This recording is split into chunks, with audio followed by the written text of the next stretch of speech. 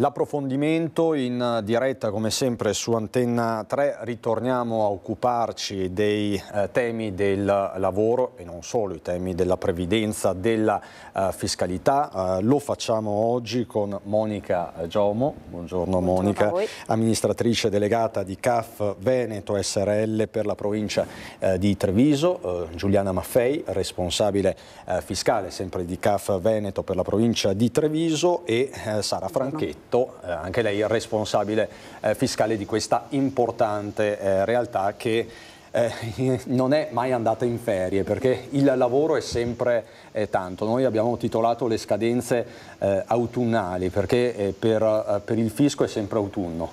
O no, Assolutamente. Ecco, e le scadenze sono tante e tra l'altro quella principale riguarda la dichiarazione dei redditi. Sì, siamo di fatto rientrati da una brevissima pausa estiva, però il nostro periodo non si conclude a brevissimo, ma in realtà fino al 30 di settembre c'è la possibilità di presentare ancora il modello 730 e fino al 31 ottobre è la scadenza naturale per il modello redditi persone fisiche, quindi tempo ce n'è ancora a disposizione. I nostri sportelli, faccio una piccola parentesi, sono aperti tutta la settimana. Ci potete raggiungere tranquillamente sia fisicamente presso le nostre sedi oppure anche semplicemente chiamandoci allo 0422 40 91 tasto 2 o anche inviandoci una mail, perché giustamente insomma magari si è al lavoro e quindi possiamo richiamarvi tranquillamente per fissare un appuntamento. Io ricordo come sempre che l'appuntamento della dichiarazione dei redditi, sia esso il 730, quest'anno aperto ancora più a una platea di soggetti che possono utilizzarlo come modello di dichiarazione, è sempre un'opportunità, quindi non mi stanco mai di dirlo, ma perché come sempre si vivono le cose anche un po' di persona. Il suggerimento è sempre quello, anche in presenza di una sola certificazione reddituale, quindi si chiama CU, come i lavoratori ormai sanno e conoscono, è quel foglio che l'azienda ci rilascia e che di fatto attesta le competenze che abbiamo maturato nel corso dell'anno precedente con le eventuali detrazioni, ritenute che vengono appunto esposte. Quel modello, seppur io sia in possesso di una sola certificazione, noi riteniamo come suggerimento debba sempre essere controllato, perché a volte può succedere che per dimenticanza o di noi, insomma come lavoratori, piuttosto che magari l'azienda, alcune detrazioni non vengano riconosciute nel corso dell'anno e quindi la dichiarazione dei redditi è lo strumento attraverso il quale possiamo in qualche misura ritornare a casa di quelle somme di denaro che sicuramente fanno bene, insomma, al bilancio. Sì, esattamente, anche soltanto nella consultazione noi nel nostro sito www.cgltreviso.it tra virgolette i nostri servizi, non solo quello proprio della compilazione appunto della dichiarazione dei redditi, abbiamo indicato anche il controllo della CU, proprio perché è quello strumento ormai fondamentale per, ripeto, poter sì dichiarare i propri redditi,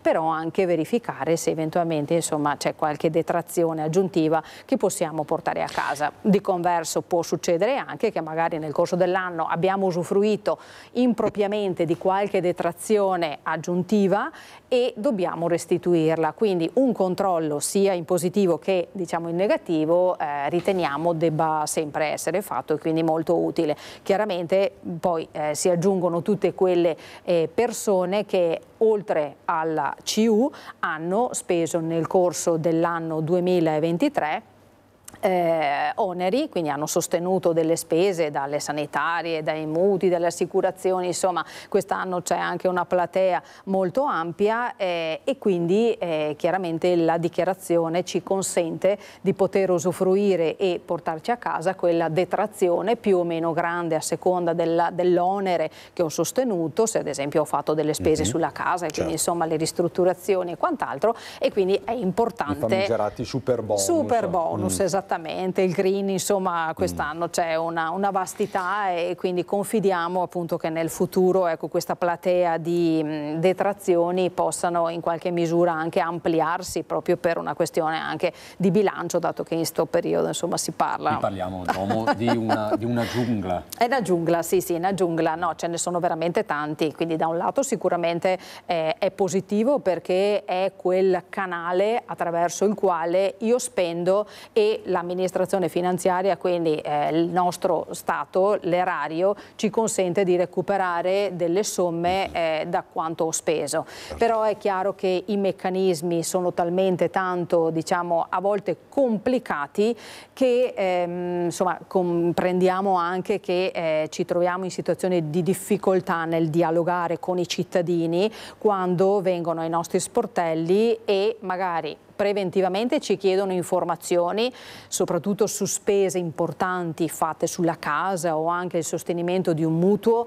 È fondamentale un passaggio presso lo sportello fiscale per cercare poi di seguire tutto l'iter burocratico della spesa che si vuole sostenere, affinché poi l'anno dopo o anche per gli anni successivi quella spesa possa essere portata in detrazione, perché a volte se io voglio cambiare a caldaia o fare qualcosa e non seguo perfettamente quello che è l'iter burocratico imposto dall'Agenzia delle Entrate, e poi mi ritrovo l'anno dopo che a sorpresa magari il bonifico non è stato fatto con i requisiti previsti dalla normativa e a noi dispiace dover dire alla persona che quell'onere, quella spesa non può portarla in detrazione, e magari non ci sono neanche i tempi per poter correggere quella spesa, perché noi ci troviamo l'anno dopo ad andare a dichiarare o a portare in detrazione delle spese fatte l'anno prima. Quindi tecnicamente anche l'azienda che magari te hai messo a fattura o tu hai fatto il bonifico alla banca, non è possibile più correggere e riuscire a recuperare quella spesa. Per Quindi questo è importante dare anche una continuità. Noi siamo qua, esattamente, siamo qua anche per fare e soprattutto il nostro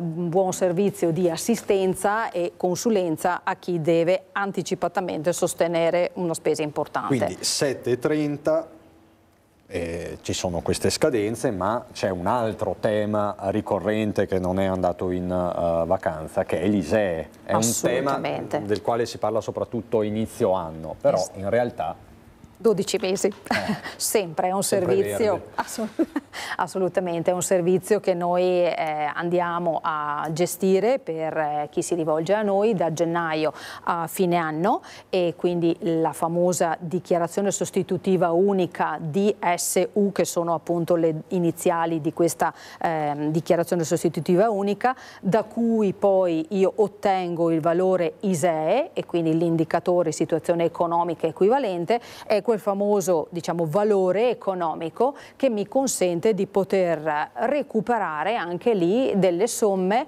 quindi dei sussidi, dei contributi, degli sconti. Anche qui, come dicevi tu, inizio anno, gennaio, febbraio, marzo, tutte le persone tendono a rivolgersi a noi, e quindi abbiamo già anche operative e aperte le prenotazioni per l'anno 2025, proprio per poter rinnovare l'ISEE, che si rinnova di anno in anno e ha una validità di 12 mesi.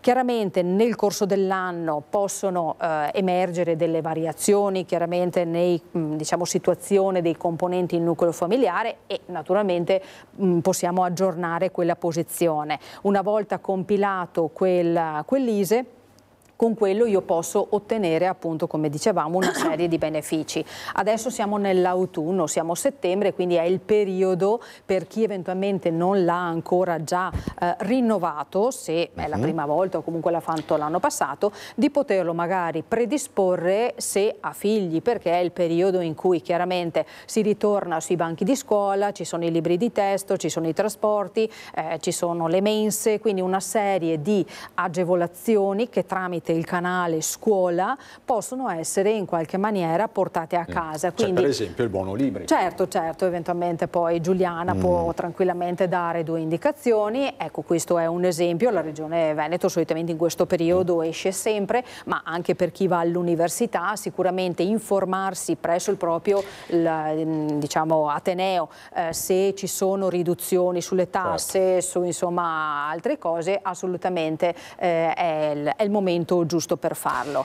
Ricordo anche perché i tempi ci sono, è una scadenza al 15 novembre, ne approfitto per ricordare a tutti coloro i quali ci stanno ascoltando e hanno eventualmente come gestore dell'asporto rifiuti la Savno, che è possibile, presentando solo inviandoci, anche senza venire di persona, ma inviandoci via mail la fattura che viene pagata, ottenere uno sconto sulla bolletta. È un accordo che a livello provinciale le organizzazioni sindacali, CGIL, CISL e UIL, insieme appunto con il gestore, ormai rinnovano di anno in anno, e diciamo che è un buon servizio che viene appunto offerto dal gestore in questo caso, perché ha a disposizione dei fondi che fa transitare ai suoi utenti, scalando sostanzialmente questo sconto dalla fattura, quindi presentando l'ISEE per chi eventualmente non l'avesse ancora rinnovato, ha tempo di rinnovare l'ISEE,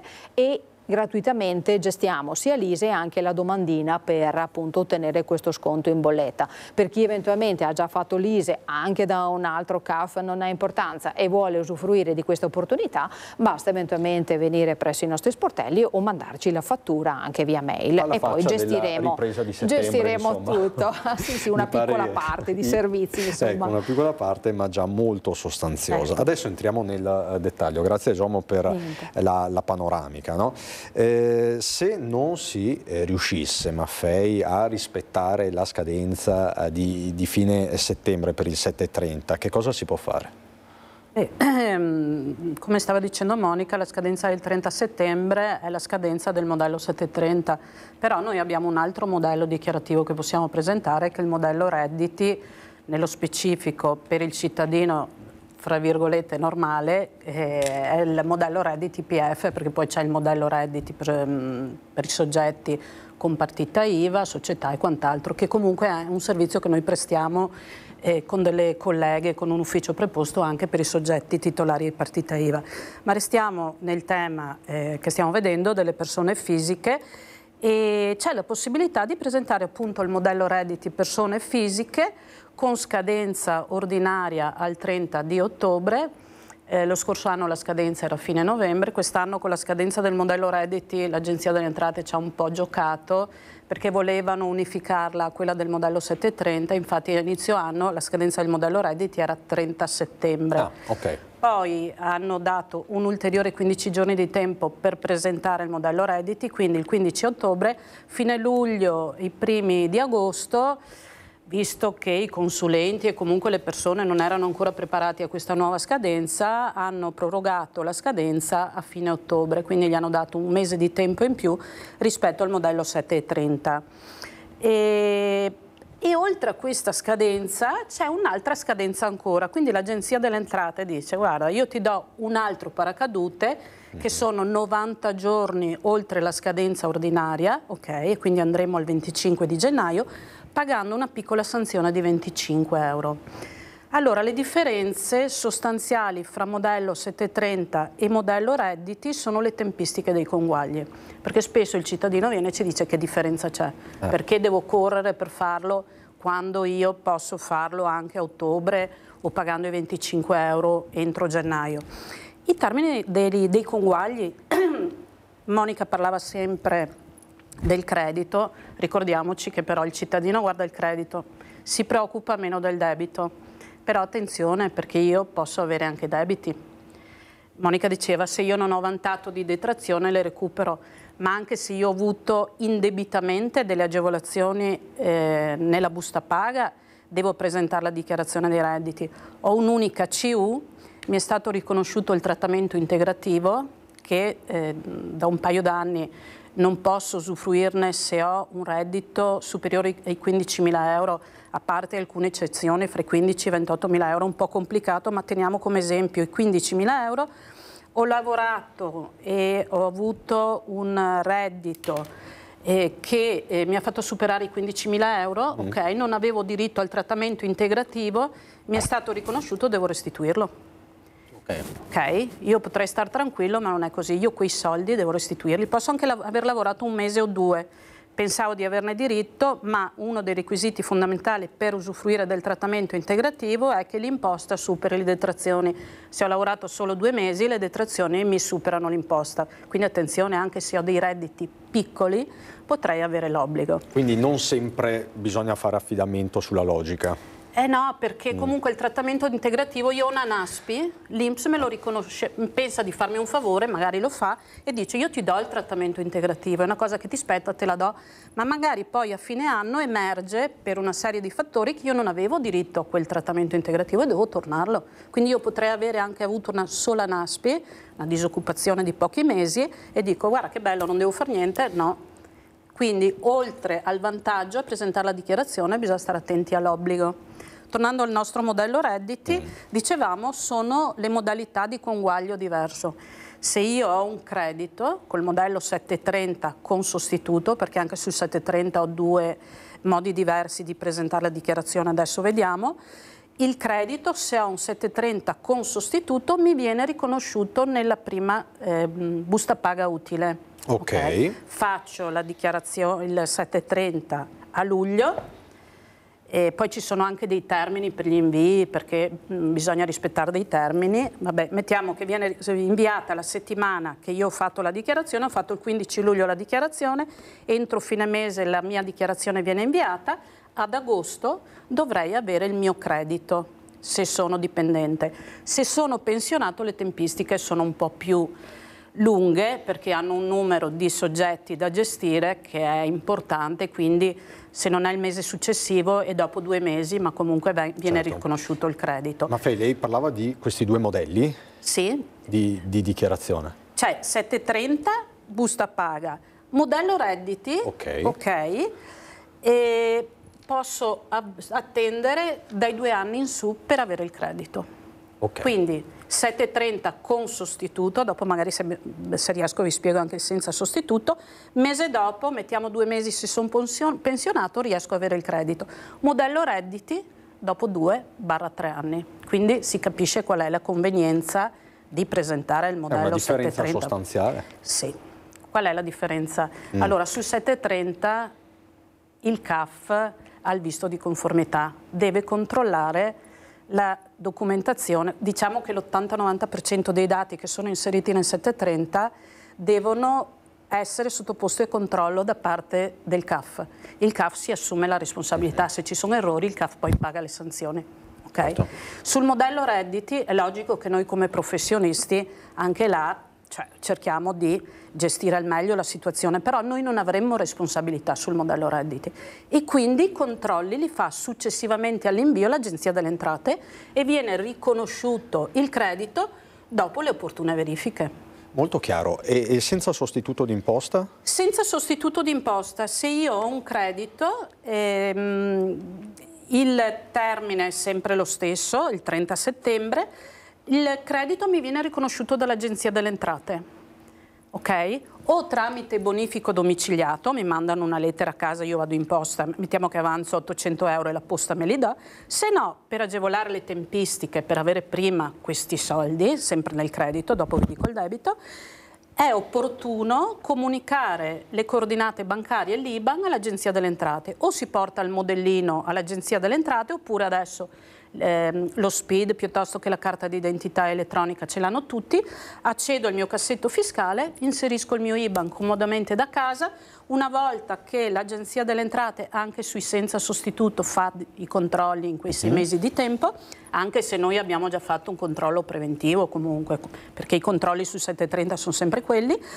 Quando hanno finito le operazioni, invece di fare la comunicazione, mandarmi la lettera e tutto, direttamente mi manda in conto corrente quello che mi spetta di credito.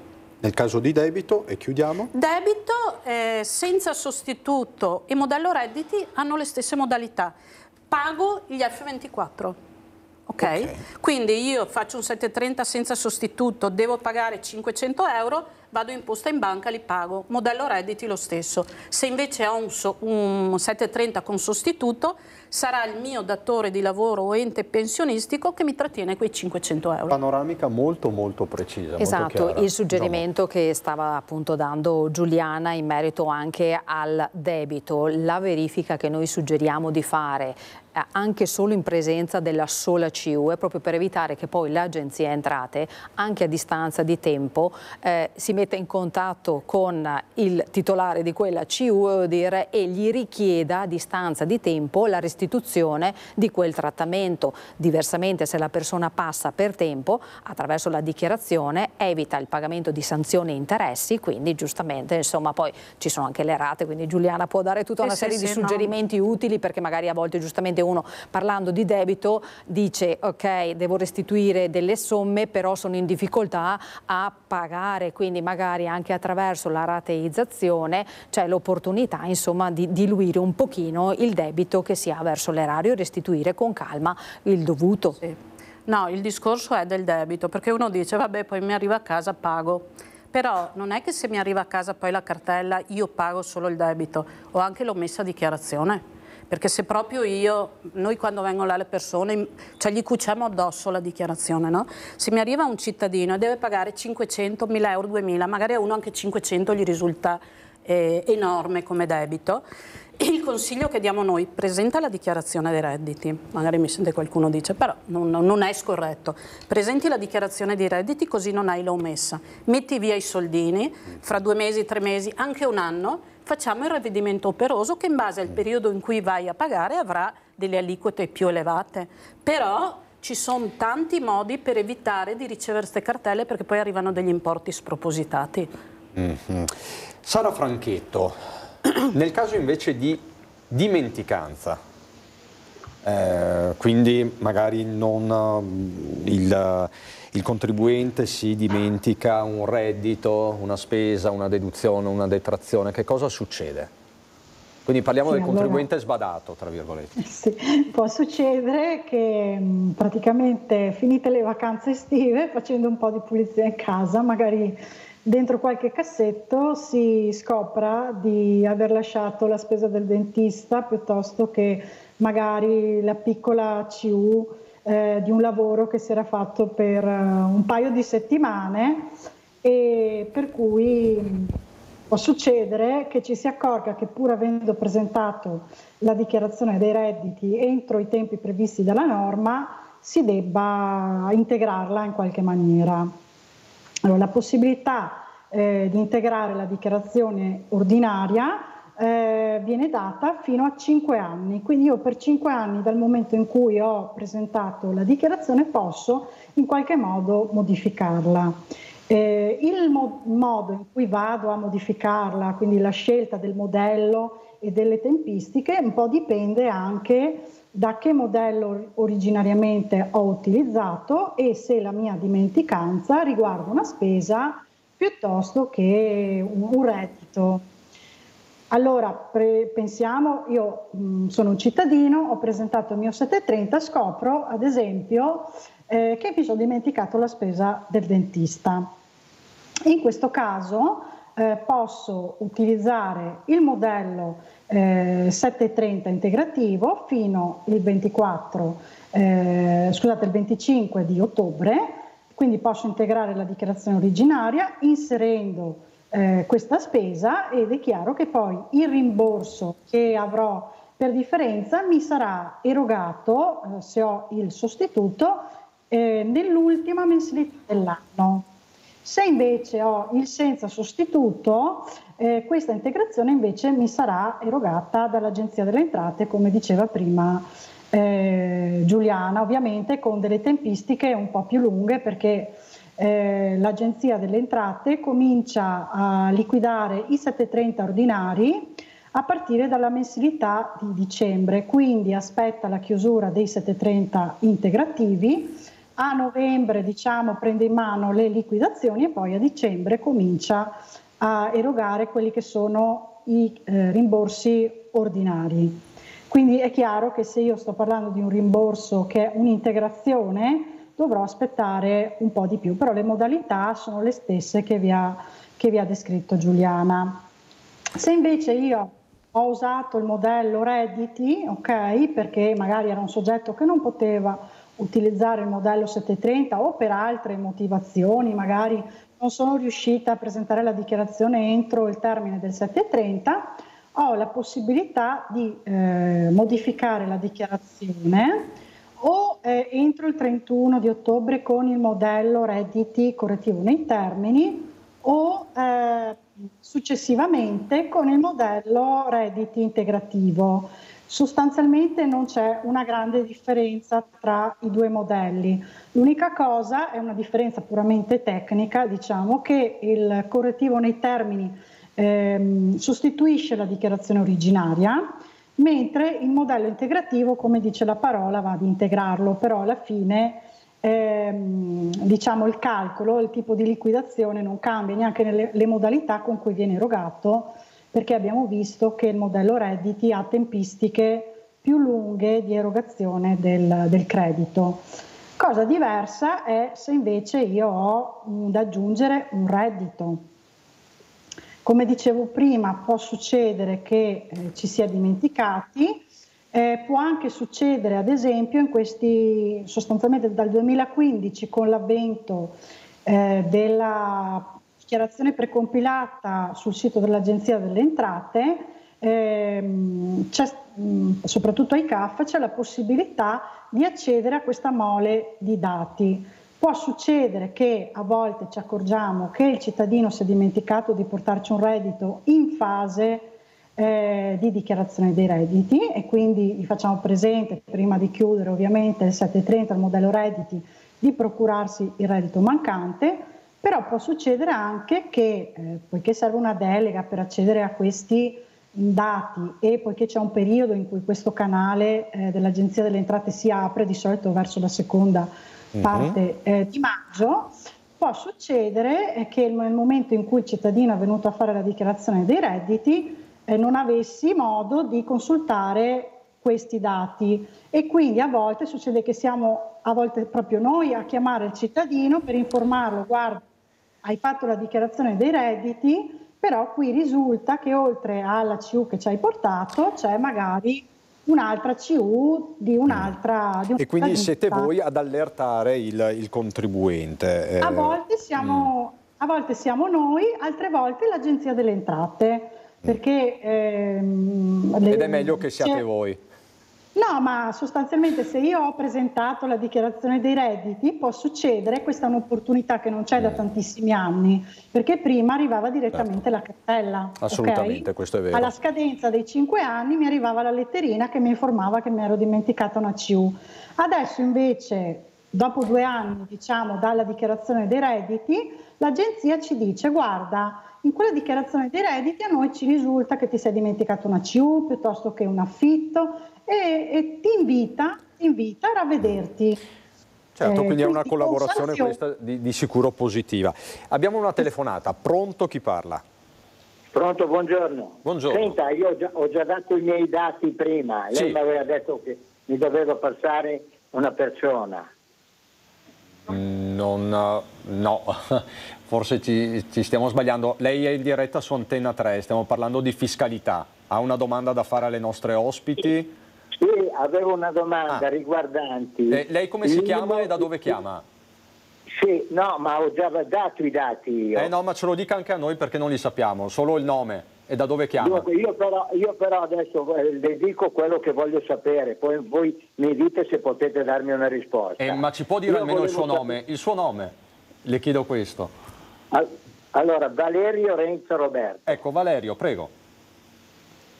Sì, allora no, era per sapere per quanto riguarda una successione e per quanto riguarda l'IMU della seconda casa, sempre riguardanti la successione di un appartamento. Quindi la domanda specifica? Quindi la domanda è questa: siccome diciamo io sono mia moglie che diciamo ha ereditato questa casa dai genitori, che attualmente però nella casa abita la sorella cioè è vedova, che ha accudito la mamma, quindi adesso la proprietà di questa casa riguarda mia moglie e la sorella però ci abita, quindi volevo sapere, siccome mia moglie non ha reddito, perché ha sempre fatto la casalinga e quindi non ha né reddito né pensione, e lei deve pagare l'IMU di questa seconda casa, perché noi siamo proprietari, io e mia moglie, del 50% di una casa, della nostra abitazione, quindi lei dovrebbe pagare l'IMU.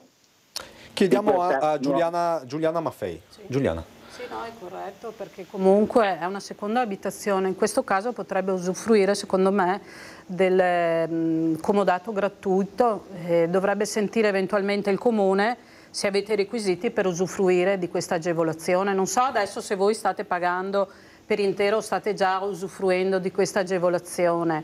Vi siete sentiti col comune, con un CAF, con qualcuno per verificare la vostra posizione? Sì, allora senta, io ieri sono andato in comune, all'ufficio tributi, no? Dove ho trovato una ragazza, un'impiegata, il quale ho fatto questa domanda che ho fatto a voi. Sì. E lei sa cosa mi ha risposto? Mi ha risposto, se sua moglie non poteva pagare l'IMU, dato che non ha reddito, perché non ha né reddito né pensione, doveva rinunciare alla proprietà. Questo mi ha detto. Allora, sì, non è una risposta corretta. È anche vero che comunque, a prescindere dal reddito, se io ho un bene devo pagare le imposte su questo bene, a prescindere dal reddito. Quindi non è che il fatto che sua moglie non abbia reddito esula dal dover pagare le imposte. Vero è che bisogna vedere il tipo di aliquota che gli è stata applicata per questa casa, che alla fine è una seconda casa per sua moglie. È come se fosse la casa al mare in montagna. Potrebbe avere un'agevolazione se potesse usufruire dell'uso gratuito da parte di un familiare, tutto qua.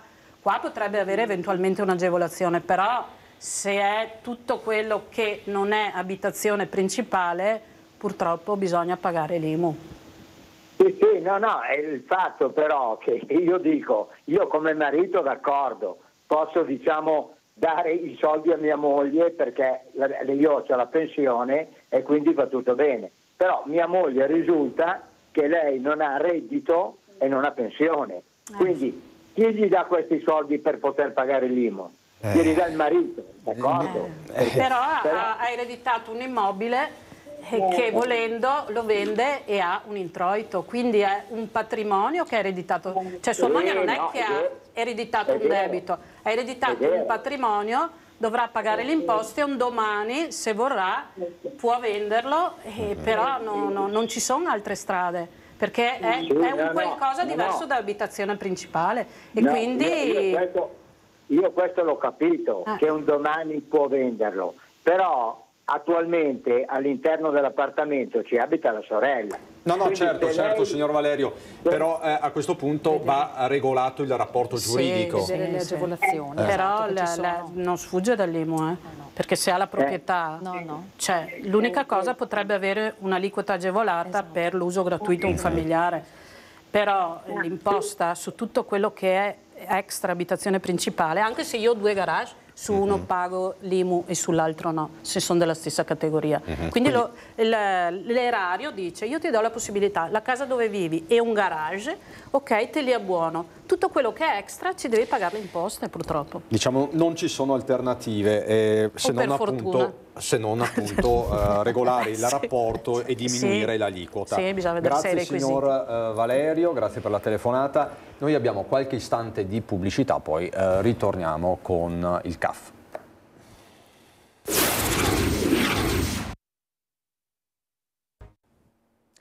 Monica Giomo, amministratrice delegata di CAF Servizi, CAF Veneto SRL Provincia di Treviso, qui con noi con Giuliana Maffei e Sara Franchetto, mi scusi, Sara, responsabile fiscale anche lei del CAF. Il tema è se si cambia, Sara, se si cambia il datore di lavoro, che cosa succede per quanto concerne il 730, la dichiarazione dei redditi? Certo, se cambia il datore di lavoro nella fase della liquidazione del 730, questo può essere un problema, perché bisogna accertarsi che le operazioni di conguaglio siano state effettuate, o se non sono state effettuate, che cosa bisogna capire, che cosa è necessario fare. Quindi in primis bisogna capire, attraverso le buste paga del cittadino che magari si rivolge agli sportelli del CAF dicendo che non ha percepito il rimborso, bisogna capire che cosa è successo.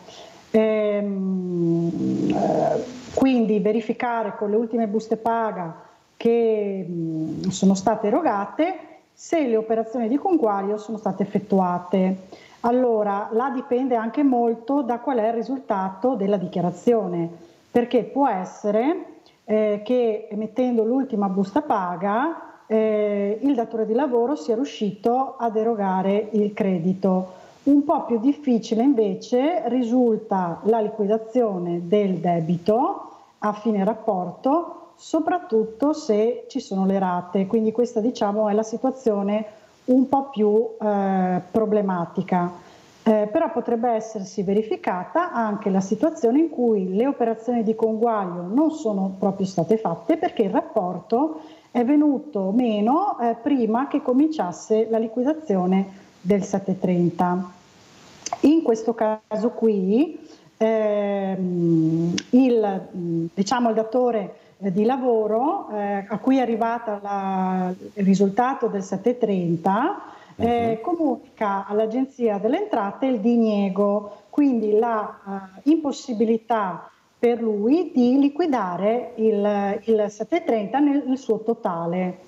L'Agenzia a sua volta comunica al CAF che ha inviato la dichiarazione, questo diniego, e da questo punto può essere fatto sempre entro il 25 di ottobre un 730, si chiama codice 2 perché ci sono 3 tipologie di 730 integrativi che identificano la situazione, ok? In questo caso è il codice 2, in cui io vado a sostituire il datore di lavoro che avevo messo nella dichiarazione originaria e metto il datore di lavoro che ho adesso. Può anche essere l'Agenzia delle Entrate, perché può succedere che il rapporto di lavoro sia interrotto, io nel frattempo non sono riuscito a trovare un altro posto di lavoro, quindi chiedo all'Agenzia delle Entrate di rimborsare, di effettuare le operazioni di conguaglio. È chiaro che in questa casistica stiamo parlando più probabilmente di credito,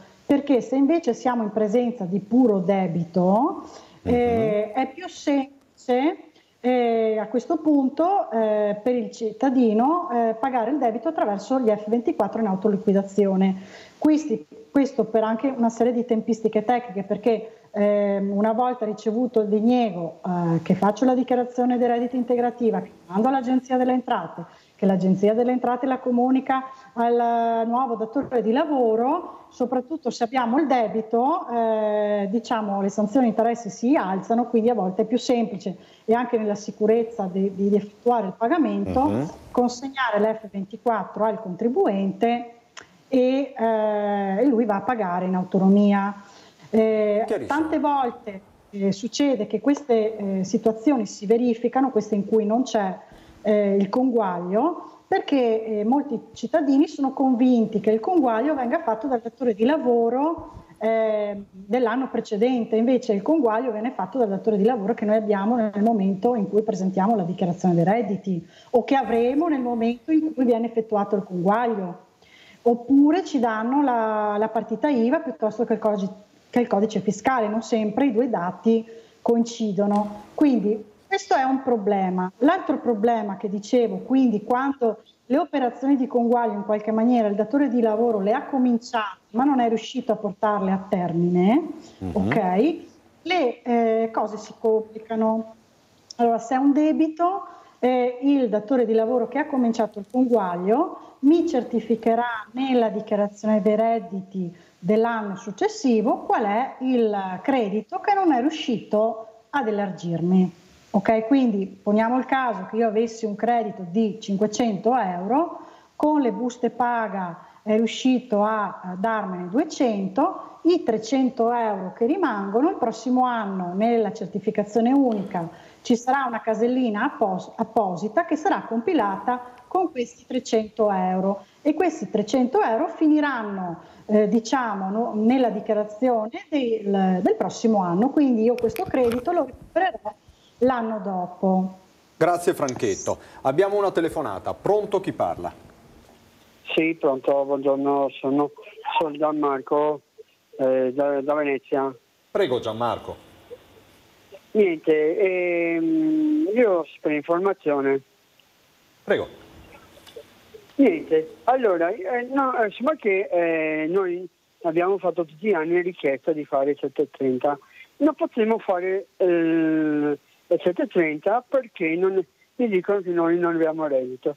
Ma essendo che sulla busta paga di mia moglie, sulle code di mia moglie, cioè paghiamo 2.700 euro all'anno di contributi e mi dicono sempre che il 730 noi non rispetta, però noi sulla busta paga e sul CUD noi abbiamo che mantiamo 6.700 euro di detrazioni di tutti gli anni.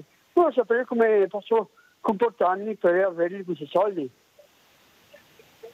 Ok, Maffei. Se ho capito bene, avendo delle detrazioni così alte, dovrebbe essere incapiente. Cosa vuol dire? È per quello che gli dicono che non può fare il 730, perché non è che l'erario, l'Agenzia delle Entrate e lo Stato mi restituisce dei soldi a prescindere. Gli porto le spese dentistiche, 10.000 euro, mi dice ti do 1.900 euro. Mi restituisce una parte delle tasse che ho pagato. Quindi se io sono incapiente, cosa vuol dire incapiente? Le detrazioni mi superano l'imposta, non pago imposte e non posso recuperare niente perché non ho imposte da recuperare da parte dell'erario. Perché lui mi parla di contributi, ma non sono i contributi che io devo guardare quando faccio la dichiarazione dei redditi, ma le imposte. Quindi se io non ho ritenute nella mia CU, io non posso recuperare nessuna spesa in dichiarazione dei redditi che sia 730 modello redditi. Lui diceva che ha 6.000 euro di detrazioni, probabilmente hanno familiari, altri. Sì. Ho 3 figli a carico e sono 2 invalidi, non invalidità proprio, invalidità di frequenza, però non riesco a avere questi aiuti economici. Perché già lo Stato le riconosce queste detrazioni, dice in base alla sua situazione familiare, in base al fatto che ci sono dei soggetti con disabilità, le faccio pagare meno tasse possibile in base alla sua situazione. Però dall'altra parte non può usufruire delle detrazioni per le spese che sia mediche, che sia qualsiasi altra cosa, non può usufruirne. Una delle poche detrazioni che può usufruire anche se è incapiente è quella sull'affitto. Se lei fosse in affitto può usufruire dei 300 euro che è un credito d'imposta, non è proprio una detrazione. Certo. Quella anche se sono incapiente, ma spese mediche, spese scolastiche, io non posso detrarmele se non ho pagato imposta. Diciamo che in questo caso, nei casi di incapienza, servirebbero altri strumenti, diciamo. Assolutamente sì, il fatto di poter intervenire in termini di fiscalità per capire come poter aiutare queste situazioni, come spiegava Giuliana, giustamente è vero che vengono date delle detrazioni e quindi delle somme di denaro che in qualche misura compensano le tasse che io devo andare a pagare allo Stato. Però è pur vero che le stesse persone, proprio perché in talune situazioni magari si trovano a dover sostenere delle spese magari anche più alte, proprio perché magari ci sono anche soggetti con disabilità. Quindi diciamo che bisognerebbe affinare e confidiamo che insomma come ogni anno questo è periodo anche di legge di bilancio, quindi il governo è alle prese nello studio di come andare a coprire intanto giustamente la spesa pubblica e da che punto andare a diciamo, raccimolare un pochino le risorse. Speriamo che insomma, le risorse si possano in qualche misura trovare in quei campi dove sicuramente non nei pensionati ma neanche nei lavoratori o comunque insomma nelle famiglie rispetto a talune spese, ecco, che anzi dovrebbero in qualche misura andare ad incentivare e ad agevolare alcune situazioni, magari anche attraverso l'ISEE, voglio dire, sicuramente, perché magari situazioni di questa natura in cui magari ci troviamo di fronte all'incapienza, magari con la presentazione dell'ISEE sicuramente il valore è basso e quindi anche attraverso quel canale magari quella famiglia potrebbe ottenere quindi il nostro dei telespettatore, benefici. il signor Gianmarco da Venezia. Sì, magari se anche attraverso l'ISEE si potesse, avendo anche l'assegno unico per i figli, piuttosto che eventualmente l'ICD, l'assegno di cura domiciliare, avendo dei soggetti, quindi magari ecco, raccogliere quelle risorse che non ci vengono, insomma, tornano a casa attraverso la dichiarazione dei redditi, attraverso altre fonti. Però insomma è auspicabile sicuramente che il governo si dia da fare e faccia una fotografia di buon senso rispetto a quello che è la situazione reale. Inutile andare... Magari appunto il signor Gianmarco in questa fase potrebbe fare con il CAF un passaggio assolutamente, magari vedere se ha raccolto tutti, anche attraverso appunto l'istituto dell'ISEE, magari tutti i benefici che potrebbe portare a casa. Perché prima parlavamo per esempio di Savno, ma magari in giro per il Veneto ci sono diverse agevolazioni. Ma anche attraverso magari il comune di residenza dove la persona risiede, magari informarsi se c'è la possibilità di beneficiare di qualche contributo che comunque a livello locale il comune ha a disposizione delle somme e magari limitatamente a quei residenti li può ottenere. In attesa di buone notizie da Roma, ma sappiamo benissimo della nostra legge di bilancio. Sappiamo benissimo che la coperta è molto corta quest'anno, insomma. Anche per le regole europee, per tutto quello che abbiamo dibattuto in questi mesi. Ci auspichiamo, scusa se ti ho interrotto, che anche pensando a recuperare delle risorse però non vadano a fare delle manovre sull'ISEE, come magari è stato apportato delle variazioni quest'anno, inizio anno, con delle sorprese che anziché arrecare beneficio creano un disastro, ok? E quindi togliendo magari i figli, non considerando i familiari, quindi a volte bisogna proprio che il buon senso ci porti insomma a capire che prima di fare delle manovre e taluni diciamo strumenti di fare bene i calcoli e i conti, ecco, se la platea... si sta riferendo soprattutto al dibattito di qualche giorno fa sull'assegno unico. Sì, anche l'assegno unico è un altro tema che sta scatenando un po' tanti pensieri, voglio dire, perché insomma andarlo a togliere o perché se va ad estenderlo ai soggetti che ha residenza e transita in Italia, insomma ecco, bisogna rifletterci bene, perché vuol dire riportare dentro in dichiarazione le detrazioni, non è pensabile, vuol dire togliere anche perché era stata annunciata poco tempo fa come una rivoluzione, adesso rimettere tutto in discussione diventerebbe al di là del dato politico operativamente complesso. Esattamente, esatto, è proprio per i numeri e le famiglie che vengono in qualche maniera coinvolte dalla questione, insomma. Abbiamo un'altra telefonata, pronto, chi parla? Pronto? Sì, salve. Salve. Salve, sono Marco Vendemiati di Porto Tolle, provincia di Rovigo. Marco di Porto Tolle, prego. Volevo chiedere un'informazione. Quei due responsabili lì a sinistra e a destra, che sono delle agenzie delle entrate, giusto? No, assolutamente. Insomma, CAF. No. CAP.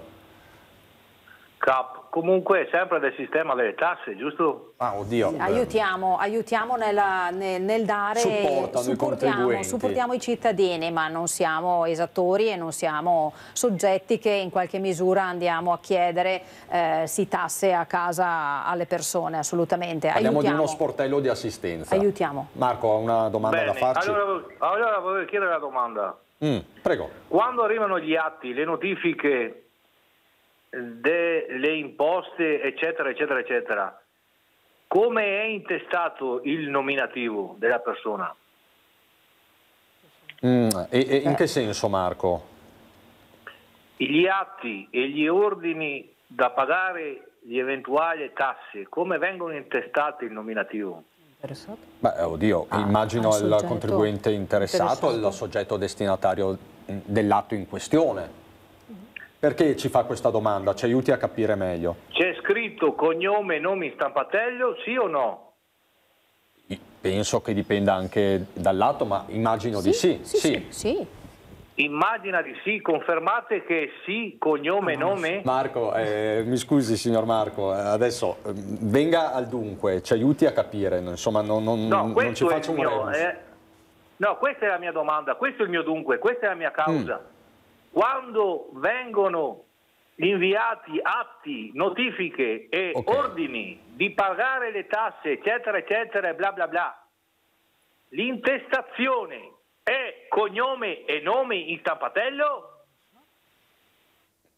Non predisponendo noi quegli atti, la risposta che le posso dare io personalmente, è responsabile del CAF, non glielo so dire, ma perché non li produciamo noi. L'Agenzia Entrate, nel momento in cui emette una comunicazione, solitamente riporta, per quello che ho potuto vedere e vedo io personalmente, il nome e il cognome, non so dire se in stampateo, ma è il meccanografico che lo scrive, quindi insomma da computer, e scrive il nome, il cognome, l'indirizzo e la via del soggetto intestatario di quella dichiarazione che ha boeta, che magari non è stata pagata e per il quale l'agenzia chiede o documentazione o chiede eventualmente un'integrazione del debito.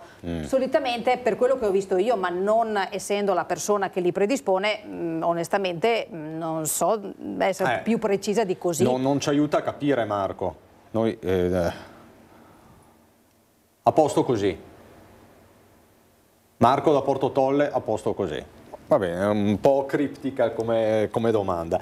Allora, ritorniamo a bomba sul 7.30 perché ci sono altre questioni, abbiamo ancora qualche minuto. Prima ci eravamo lasciati, prima delle telefonate, con il tema dei conguagli. Questi conguagli, Maffei, possono subire ritardi? Sì, ci sono una serie di problemi che possono generare dei ritardi. Uno l'ha anticipato Sara, che se il soggetto cambia lavoro, ma è una cosa che deve gestire il soggetto, deve fare l'integrativo. Una cosa che è molto più frequente di quello che uno che si possa pensare è il fatto che magari il sostituto d'imposta, quindi l'azienda, cambi consulente. E uno dice, che caspita di differenza fa? Perché, allora, come funziona? Quando noi facciamo un 7.30, ok, lo inviamo all'Agenzia delle Entrate, e vorrei aprire una parentesi perché a volte questo genera preoccupazioni, e poi l'Agenzia delle Entrate prende il 730/4, che è il conguaglio della dichiarazione, e lo mette in un cassetto fiscale, in un cassetto che è dell'azienda. Ci tengo a dire che noi non inviamo la dichiarazione all'Agenzia delle Entrate, perché le persone a volte preferiscono fare il modello redditi perché non vogliono che l'Agenzia delle Entrate sappia le loro cose. Noi mandiamo solo il conguaglio, avanzi 1.000 euro, ne devi pagare 1.000, ok? Quindi noi lo inviamo all'Agenzia delle Entrate, l'Agenzia delle Entrate, mettiamo che Giomo Monica, il mio datore di lavoro, lo mette nel cassetto fiscale di Giomo Monica. Di prassi, le credenziali per accedere ce l'ha il consulente. Cosa succede? Che se Monica Giomo aveva consulente che si chiama Caio e poi lo cambia e diventa Tizio, Caio non passa le credenziali a Tizio.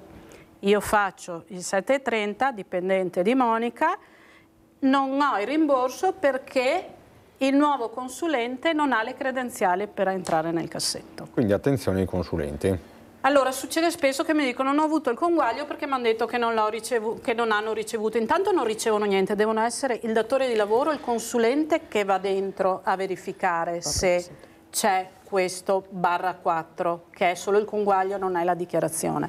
Poi ci sono ulteriori controlli che, ad esempio, una cosa che ci tengo anche a precisare, siccome ultimamente ho avuto occasione di frequentare ospedali per problemi miei, accompagnare altre persone, quando si va a pagare il ticket allo sportello, vuoi inviare i dati alla precompilata? No, perché dicono privacy, non voglio che sappiano.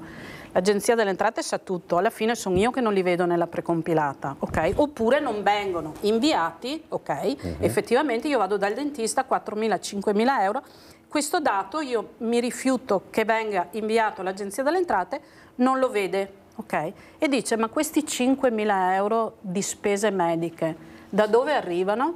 ok? E quindi ha la possibilità, anche se è un 730 con sostituto, di fare i controlli preventivi.